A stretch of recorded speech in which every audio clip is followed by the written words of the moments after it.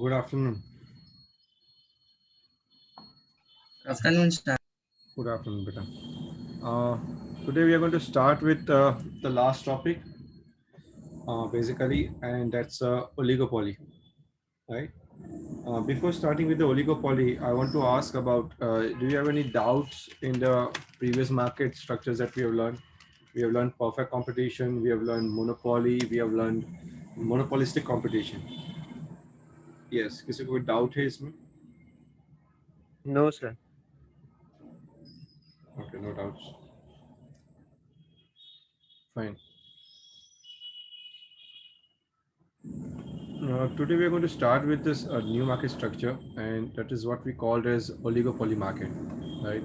Now this market structure is a little bit different, as I told you yesterday. कल ही मैंने बात की थी. ये market structure थोड़ा different है, right? बाकी के market structure की तरह, right? और आज हम इसके features समझेंगे. Basically मैंने आपको features ही समझाए. कल मैंने types of oligopoly आपको मैंने बताई, right? कि there are different types of oligopoly, right, that exist. And हमने देखा था collusive, non-collusive oligopoly, perfect and imperfect oligopoly, and the special case of oligopoly is a duopoly, right? हमने ये सब कुछ समझा. But now let's understand how the oligopoly market actually performs, right? How the oligopoly market actually reacts. So let me share my screen with you, and let's understand how it actually works. So can you see my screen now? Yeah, Okay, fine. Let's understand. Features समझेंगे आज हम, right? Oligopoly आपको syllabus में जो forms of market है और जो curriculum में है वो चार ही है, right? So perfect competition, monopoly, monopolistic competition, और ये चौथा जो मार्केट स्ट्रक्चर है जिसको हम ओलिगोपॉली बोलते हैं. अब ये मार्केट स्ट्रक्चर के अंदर उसके फीचर्स हम समझेंगे, और फीचर समझने के बाद, राइट, हम वन बाय वन उसको डिटेल में समझेंगे उसका मतलब क्या होता है. Let's understand. नाउ पहला फीचर्स है इसका ओलिगोपॉली का, that there are few dominant firms. Now, what do you mean by few dominant firms? Right? तो few dominant firms का मतलब ये होता है कि कुछ ही firms होते हैं जो मार्केट में वैसे कमोडिटी बेचते हैं, सभी नहीं बेच सकते, राइट? और उसके पीछे रीजंस है.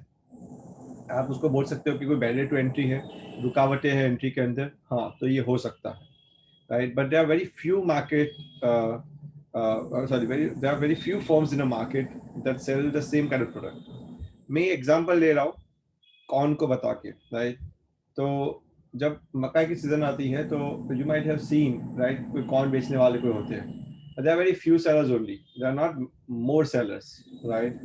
मकाई बेचने वाले बहुत होते हैं, पर मकाई को वो क्या बोलते हैं, रोस्ट करके या बाफ के बेचने वाले बहुत कम लोग होते हैं. नाउ फ्यू डोमिनेंट फंड्स का मतलब होता है कि वही मार्केट को सिचुएशन करते हैं, क्योंकि यहाँ पे या तो प्रॉफिट बहुत कम निकल रहा है, एक रीजन ये हो सकता है, या फिर जो टेक्नोलॉजी है उसके पीछे वो बहुत कम लोगों को पता है, सबको नहीं पता है. एक एग्जांपल दिखा दो, सीमेंट इंडस्ट्री. तो सीमेंट इंडस्ट्री में सीमेंट बनाने वाले बहुत कम प्लेयर्स हैं. क्यों? क्योंकि प्रॉफिट मार्जिन बहुत कम होता है, राइट? और just a minute, hold on.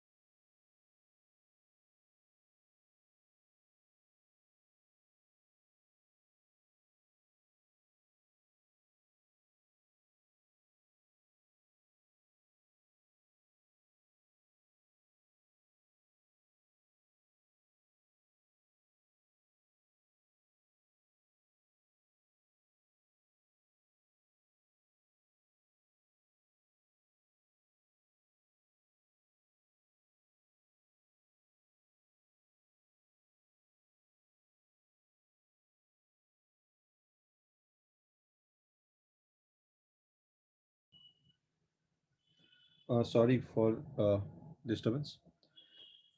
हाँ, so few dominant firms says कि यहाँ पे कुछ ही फर्म्स हैं जो मार्केट को सैचुरेशन करके रखते हैं. और सैचुरेशन का मतलब ये है कि वही लोग प्रोडक्ट बेचते हैं. यानी टेक्नोलॉजी मार्केट में कम है, एक रीज़न ये हो सकता है. दूसरा रीज़न ये भी हो सकता है कि प्राइस पॉइंट ही इतनी लो होती है कि कोई इसको कम्पीट ही नहीं कर सकता, राइट. तो इसीलिए कुछ ही फर्म्स डोमिनेट करते हैं ये मार्केट को. इसको हम डिटेल में समझेंगे बाद में. Next, mutual interdependence.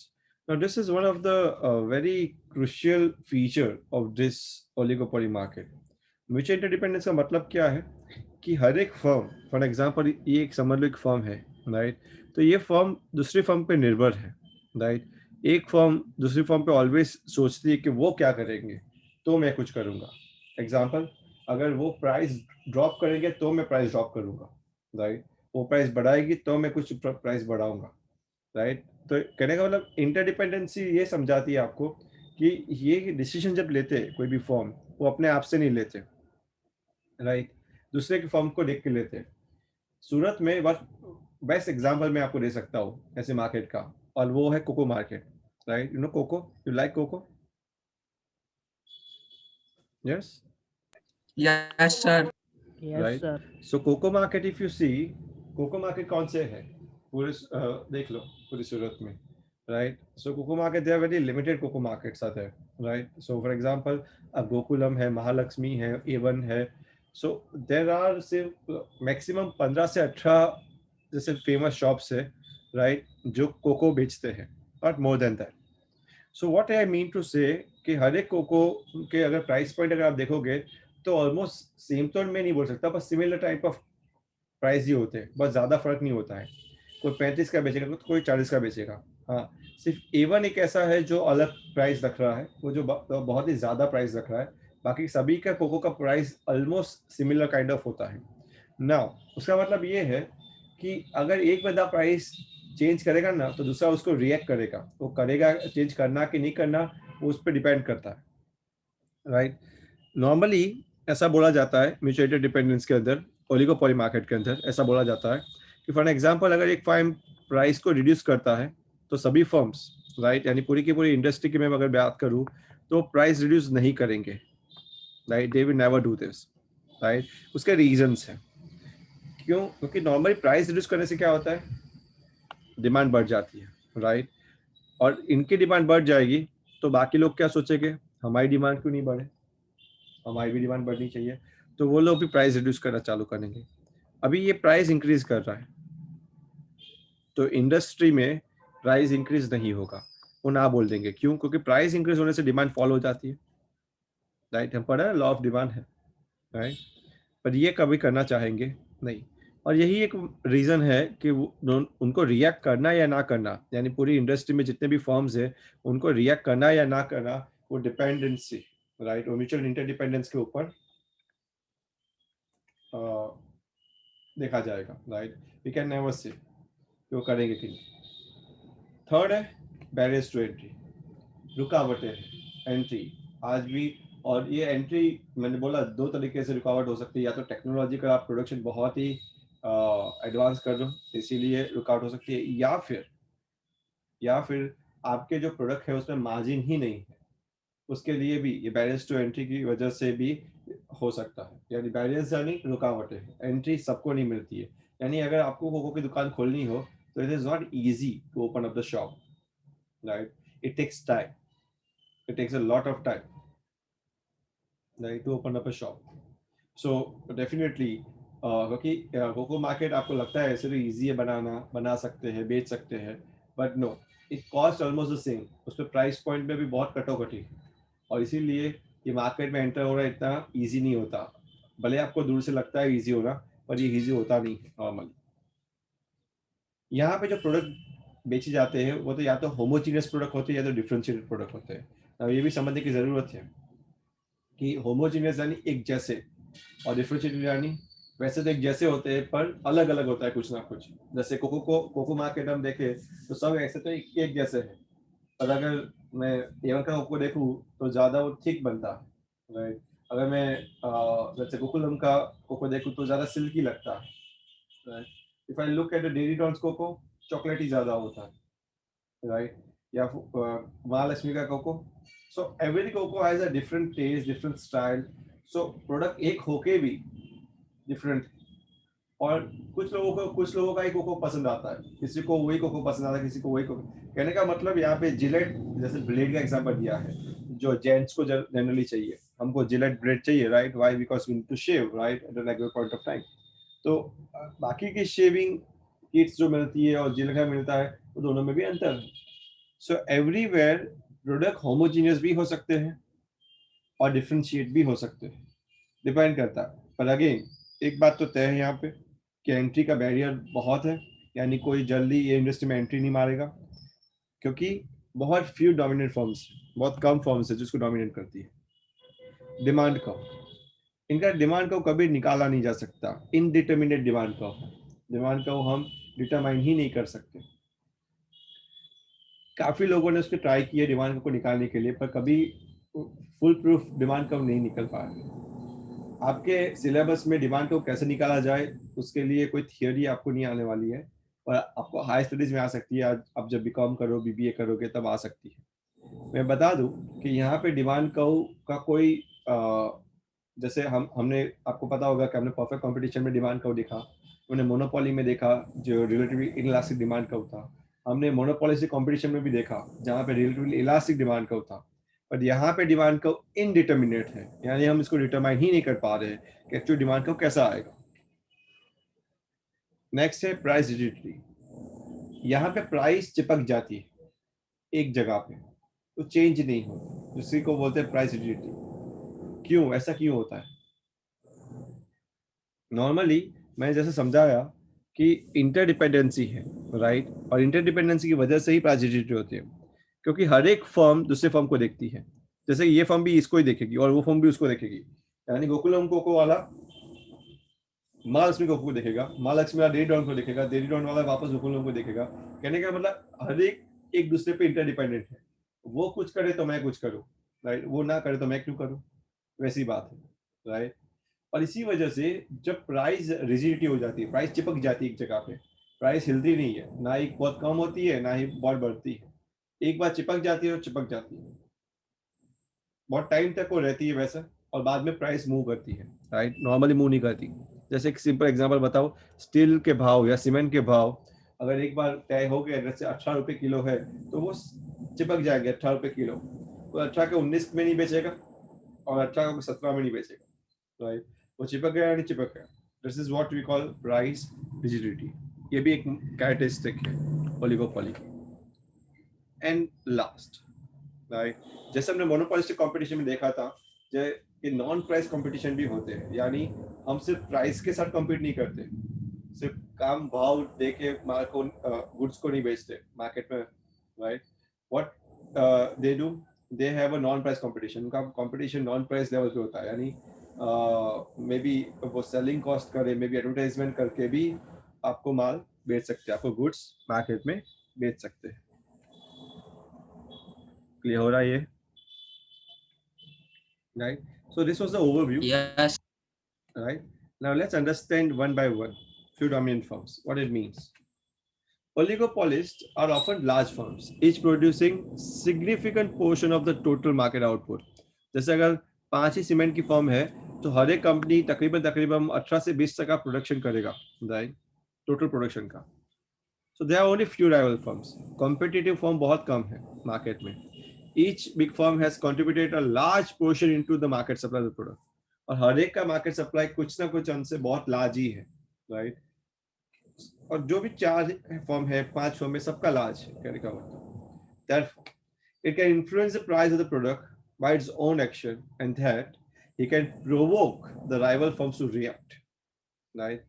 इसीलिए वो इन्फ्लुएंस करते हैं प्राइस को, राइट, मार्केट में, क्योंकि वो यानी कोई भी बंदा अगर प्राइस चेंज भी कर देता है, एक बंदा 5 में से, तो डेफिनेटली मार्केट में बबला मच जाएगा कि ओ हो किसी ने प्राइस चेंज की, कम किया या ज़्यादा कर दिया।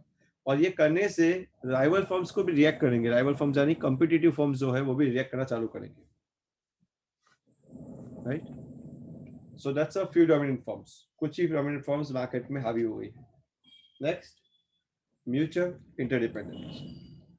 इंटरडिपेंडेंसी है, राइट, म्यूचुअल ही है.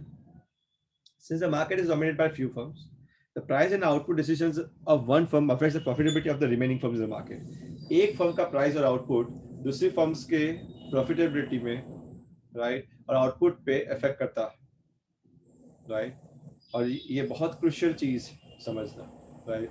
एक अगर कुछ करेगा तो दूसरा उस पर अफेक्ट जरूर करेगा, रिएक्ट तो होगा, रिएक्शन मिलेगा. Mutual interdependence is an incentive to develop alternatives to price competition. एक तरह का इंसेंटिव है, राइट, जिससे प्राइस कंपटीशन बढ़ता है. यानी मार्केट में लोग प्राइस से compete करते हैं, जिससे हमको, कंज्यूमर को, प्रोडक्ट रिजनेबल मिलता है, राइट. पर ये प्राइस कंपटीशन करते क्यों है, right? In the pursuit of economic profit, क्योंकि उनको प्रॉफिट कमाना है, राइट, बिजनेस में से. वही तो रीजन होता है. Each firm carefully considers and watches how its action will affect its rival and how its rivals are likely to react. Rivals यानी competitors. हर एक फर्म देखता है, बहुत ध्यान से देखता है कि उसका कंपटीटर क्या कर रहा है और उसको रिएक्शन कैसे देगा. उसी बेसिस पे से वो प्राइस डिसाइड करता है.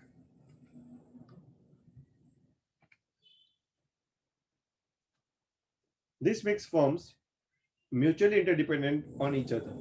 और यही interdependency basically indeterminate demand curve को लेके आती है, क्योंकि हर एक फर्म दूसरे पे डिपेंडेंट है. There is no decision as such, कोई डिसीजन ले ही नहीं पाता, राइट. लोगों को देखते रहते हैं, राइट, और वैसे सोचते हैं कि लोग मेरा बुरा ही सोचेंगे. फॉर एग्जांपल, अगर मैं एक फर्म हूँ और आप सब भी एक फर्म हो, तो हम एक दूसरे के बारे में क्या सोचेंगे पता है, कि मैं जो भी करूँगा वो कुछ गलत ही करेगा मेरे से, right. So every firm is looking to other firm in a negative manner. They always think in a positive manner. और यही चीज ओलिगोपोली में देखी जाती है. समझ में आ रहा है mutual interdependence? Yes, sir. Okay. Move on. The next is barriers to entry. Entry में रुकावट है, एक नहीं काफी हो सकती है. Barriers to entry limits the threat of the competition and facilitates the ability of the firms to earn a long-run economic profit. ये जानबूझ के बैरियर लगाते हैं, राइट, तो ही तो इकोनॉमिक प्रॉफिट कमा सकते हैं. अगर कोई इंडस्ट्री में ज्यादा लोग आ गए तो क्या हो जाएगा, कंपटीशन हो जाएगी. और कंपटीशन हो जाएगी तो क्या हो जाएगा, प्राइस गिराने पड़ेंगे. और प्राइस ना गिराने पड़े, इसीलिए तो जानबूझ के वो क्या करते हैं, बैरियर्स जानबूझ के बनाते हैं. या तो पेटेंट बना दिया, या तो प्राइस इतना हाई चार्ज कर दिया, या तो कंपटीशन को ऐसे टफ कर दिया कि कोई आ ही नहीं पाए, राइट, वो बिजनेस में. होमोजीनियस और डिफरेंशिएटेड प्रोडक्ट होमोजीनियस हो सकता है या फिर डिफरेंशिएटेड हो सकता है. यानी एक जैसा हो सकता है जैसे कोको की तरह, या फिर जिलेट की तरह दूसरा भी हो सकता है, right. Different types of product. The output of an oligopolistic market में भी आइदर होमोजीनियस और डिफरेंशिएटेड, और वो डिपेंड करता है कि आप कौन सी मार्केट में हो और कैसे मार्केट में हो, राइट. यानी कि अगर आप यूनिक प्रोडक्ट बना रहे हो, टेक्नोलॉजिकल मार्केट में हो, तो डेफिनेटली आपका प्रोडक्ट डिफरेंशिएट यानी अलग निकलना बहुत लाजमी है. अगर आप सिंपल फूड प्रोडक्ट के मार्केट में हो, तो फूड प्रोडक्ट में कोई डिफरेंशिएशन तो बहुत आ नहीं सकता, राइट. तो जनरली नॉर्मल सा होमोजेनियस प्रोडक्ट दिखता है आपको. क्लियर है?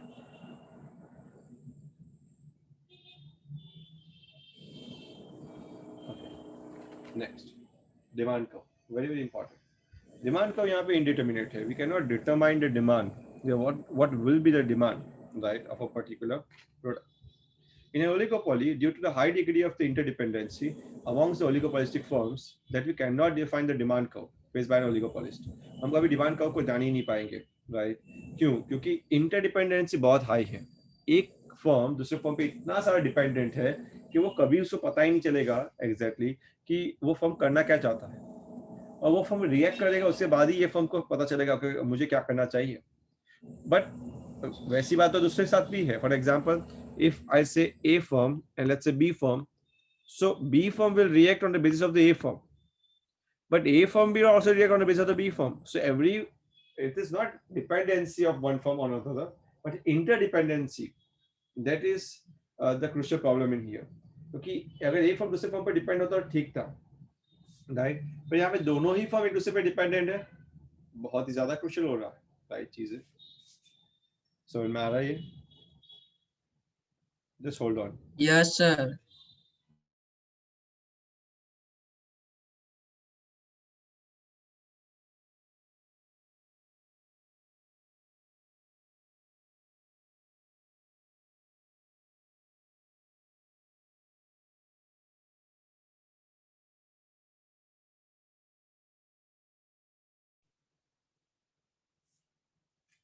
So let's understand the interdependency, right?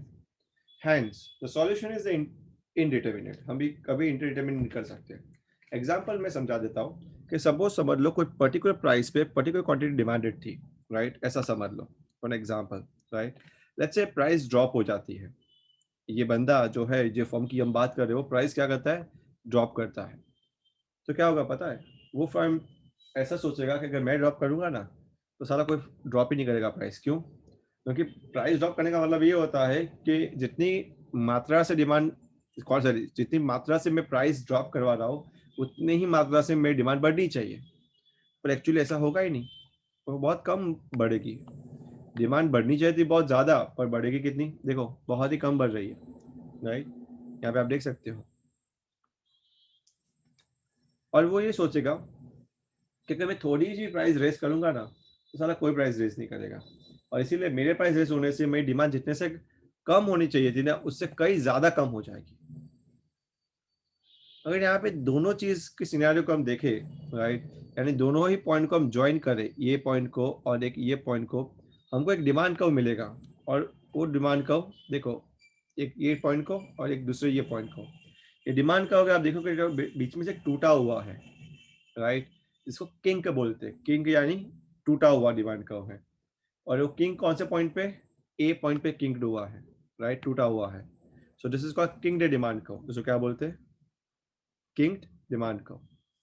और यही इसका सॉल्यूशन है. ओलिगोपॉली में ऐसे किंग डिमांड कर्व ही देखे जाते हैं, right?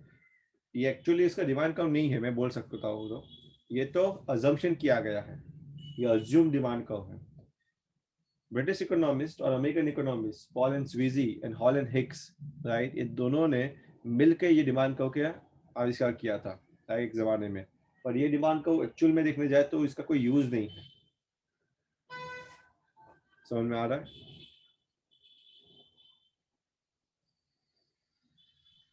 Yes, sir. Next, price rigidity.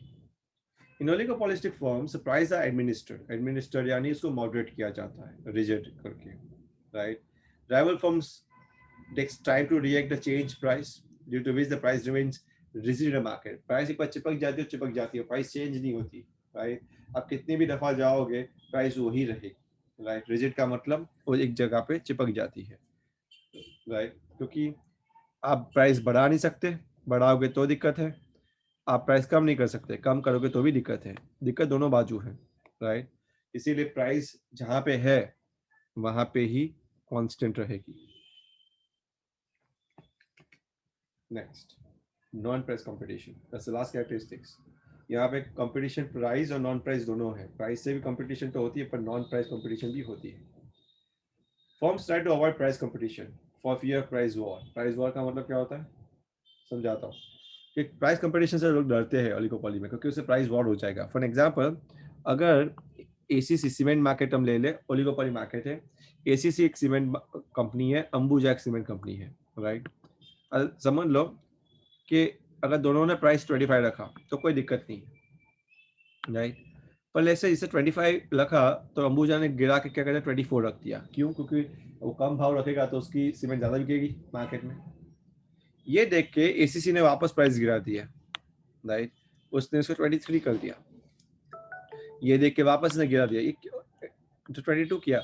Actually हो क्या रहा है, दोनों एक दूसरे को देख के प्राइस को गिराते जा रहे हैं. पर प्राइस गिराने से होगा क्या पता है? एक्चुअली आपकी कोई डिमांड नहीं बढ़ने वाली, क्योंकि हर एक रिएक्ट कर रहा है दूसरे फर्म, एक फर्म को. उससे ये होगा कि आपका प्रॉफिट मार्जिन जो है ना वो गिर जाएगा, राइट? और इसीलिए प्राइस कंपटीशन में कोई उतरना नहीं चाहते, राइट? इसीलिए एसीसी ना ही अंबुजा कोई भी प्राइस कंपटीशन में नहीं उतरेंगे. बेसिकली वो लोग नॉन प्राइस कंपटीशन करेंगे, राइट? नॉन प्राइस कंपटीशन का मतलब ये होता है कि वो प्राइस से नहीं लड़ेंगे, प्राइस तो वही है पर प्राइस के साथ कुछ और दे देंगे। एग्जांपल देता हूँ मैं आपको। आपको पता होगा कि मार्केट में किटकैट कितने की मिलती है, छोटी वाली? 10 रुपीज। यस और नो? किटकैट कौन बनाता है कंपनी? नेस्ले। देखा कि नहीं आपने? ये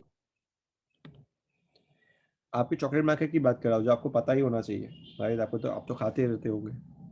और दूसरा डेयरी मिल्क, डेयरी मिल्क भी बेचता है। दोनों के प्राइस देखो, 10 रुपया है कि नहीं, राइट? तो कैडबरी कंपनी बनाता है, राइट? कौन सी बनाते हैं? Dairy milk. दोनों की कीमत कितनी है? 10। दोनों छोटी वाली लो तो 10 है। कैडबरी नो डाउट उससे भी छोटी आती है, 5 रुपये वाली। तो किटकैट में भी आती है, एक फिंगर वाली किटकैट, राइट? तो 5-5 रुपये। अगर देखने जाए तो दोनों में से किसने भी प्राइस वॉर नहीं किया है। दोनों ओलिगोपोली मार्केट में आते हैं, पर कभी ने किसी से प्राइस से नहीं झगड़े। ऐसा नहीं बोला कि ये 5 में बेचा तो मैं 4 में बेचूंगा, नहीं। प्राइस तो 5 ही रख रहे हैं, यहाँ पे भी प्राइस तो 10 ही रख रहे हैं अगर मिडिल साइज की आप थोड़ा हेवी में खाओगे तो। बट वो कंपटीशन क्या कर रहे हैं? तो कंपटीशन वो एडवर्टाइजमेंट करते हैं, तो कंपटीशन वो प्रोडक्ट को दिखाने में करते हैं, समझ में आ रहा है? या फिर वो साथ में उसको फ्री कुछ देते हैं, राइट, एक्स्ट्रा। तो दे प्राइस वो अवॉइड करना चाहते हैं और उसके साथ वो कुछ ना कुछ फ्री देते हैं। They use other methods like advertising, better services to customers, etcetera, to compete with each other. दोनों को कम्पीट करने के लिए ये कुछ अलग चीजें भी वो करते हैं, एडवर्टाइज करते हैं कस्टमर्स को बेटर सर्विस देने के लिए, राइट? वो कुछ ना कुछ पैंतरे अपनाते रहते हैं। That's it. This is it. I'm not going to go further. Comparison of 4 market forms. 4 market forms के comparison हम देख लेते हैं, right? Very quickly. And that is the end of the topic. Right? यहाँ पे मैंने जानबूझ के मोनोपोलिस्टिक कंपटीशन को बीच में रखा है। ये है परफेक्ट कंपटीशन और मोनोपोली। परफेक्ट कंपटीशन और मोनोपोली का दोनों का कॉम्बिनेशन अगर देखेंगे तो मोनोपोलिस्टिक कंपटीशन आएगा। एंड लास्ट में मैंने रखा है ओलिगोपोली, राइट? ये एक टेबल है जिसके अंदर मैंने तकरीबन 7 पॉइंट्स को कवर किया है और ये 7 पॉइंट से डिफरेंशिएटेड हम देख सकते हैं कि डिफरेंसेस है, राइट? ये चार मार्केट में नंबर ऑफ सेलर्स कितने होते हैं परफेक्ट कंपटीशन में? Large, right? मोनोपोलिस्टिक कंपटीशन में मैनी, मोनोपोली में 1 और ओलिगोपोली में फ्यू, कम होते हैं। प्रोडक्ट कैसा हो सकता है परफेक्ट कंपटीशन में? होमोजेनियस। मोनोपोलिस्टिक में डिफरेंशिएशन होता है, प्रोडक्ट बहुत डिफरेंट रहता ही है ऑलरेडी, राइट?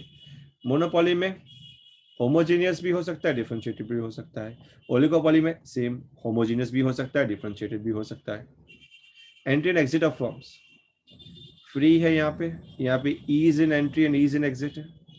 यहाँ पे मोनोपोली और ओलिगोपोली में रेस्ट्रिक्टेड है, राइट? एंट्री और एग्जिट दोनों ही रेस्ट्रिक्टेड है, ज्यादा नहीं मिल सकता। फर्म्स डिमांड कर्व कैसा है?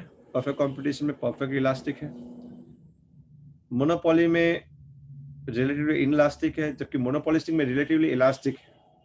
यहाँ पे ओलिगोपोली में तो हम डिफाइन ही नहीं कर सकते, जैसे मैंने बोला किंग डिमांड कर्व होता है टूटा हुआ, पर वो डिफाइन नहीं है, वो अनडिफाइंड डिमांड कर्व है, राइट? समझ में आ रहा है यहाँ तक? yes sir. ओके। स्लोप कैसा है डिमांड कर्व का? यहाँ पे AR हॉरिजॉन्टल स्ट्रेट लाइन है, राइट? हम देख चुके हैं। ये स्लोप्स डाउनवर्ड है जहाँ पे AR is more than MR, right? अगर हम देखने जाए कर्व को तो AR का ऊपर होता है, MR उसके नीचे होता है। वैसे ही स्लोप डाउनवर्ड है यहाँ पे भी, AR is more than MR, और ये डिपेंड करता है मॉडल के ऊपर, राइट? पता ही नहीं है आपको। सेलिंग कॉस्ट नॉट रिक्वायर्ड, यहाँ पे सेलिंग कॉस्ट की जरूरत ही नहीं है।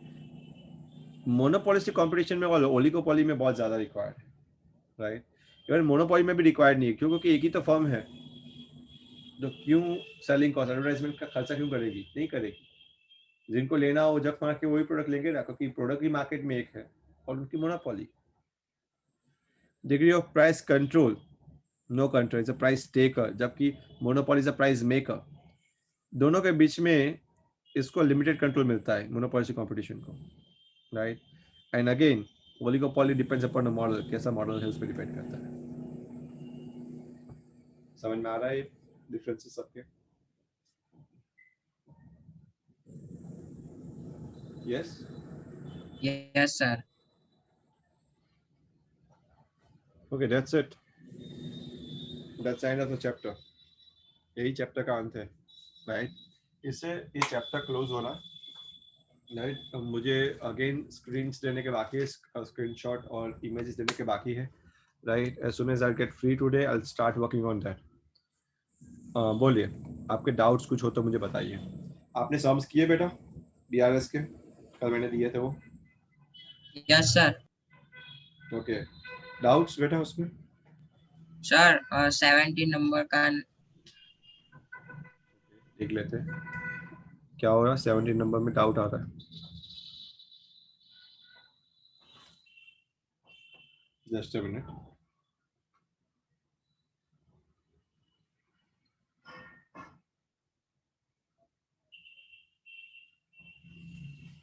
मैं आपसे शेयर कर रहा हूँ.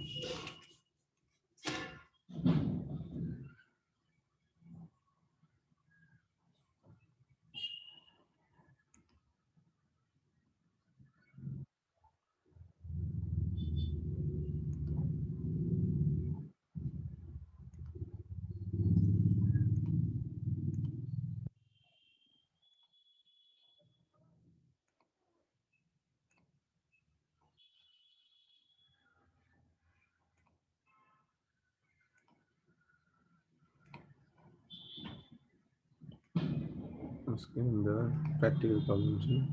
हाँ बोलिए बेटा. 17 नंबर क्या हुआ उसमें? सर फोर्थ लाइन से समझ में नहीं आ रहा है. फोर्थ लाइन से. Okay, on 31st March 2018, cash book of B Babu showed an overdraft.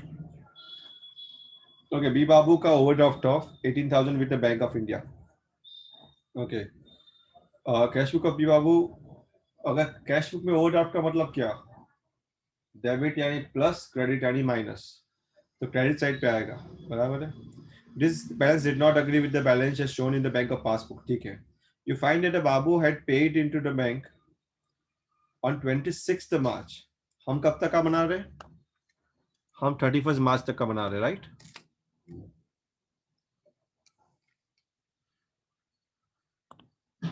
Just a minute, ये क्या हो गया?